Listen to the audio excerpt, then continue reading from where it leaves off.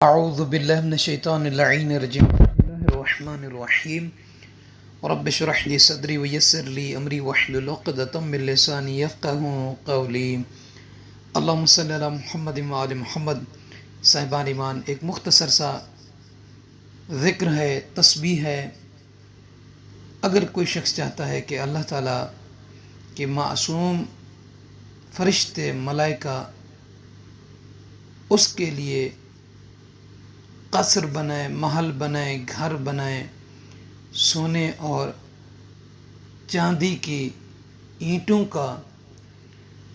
تو اسے چاہیے کہ اس فرمان پر وہ عمل کرے۔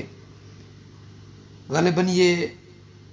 فرمان کتاب بحر الانوار میں اور باقی کتب میں بھی ذکر کیا گیا، اور اس کی نسبت دی گئی ہے رسول اللہ صلی اللہ علیہ وآلہ وسلم کے فرمان کی طرف، کہ جب اللہ کے نبی حضرت محمد مصطفیٰ صلی اللہ علیہ وآلہ وسلم معراج کے لیے جا رہے تھے، تو آپ نے جنت کے ایک حصے کی طرف دیکھا کہ جہاں پہ ملائکہ فرشتے ایک خوبصورت قصر، محل سونے اور چاندی کی اینٹوں سے بنا رہے ہیں۔ کیا دیکھتے ہیں کہ وہ بناتے بناتے رک جاتے ہیں، پھر بنانا شروع کر دیتے ہیں، پھر رک جاتے ہیں۔ آقا دو جہاں صلی اللہ علیہ وآلہ وسلم نے ان سے پوچھا، کیا وجہ ہے کہ بناتے بناتے رک جاتے ہو، پھر دوبارہ شروع کر دیتے ہو؟ تو ان ملائکہ نے اسی وقت اللہ کے نبی حضرت محمد مصطفیٰ صلی اللہ علیہ وآلہ وسلم سے، جیسے کہ روایت میں ہے، عرض کیا کہ یا رسول اللہ، جب کوئی بندہ، جب کوئی بندی، جب کوئی کنیز، جب کوئی عبد اس ذکر کو سبحان اللہ والحمد للہ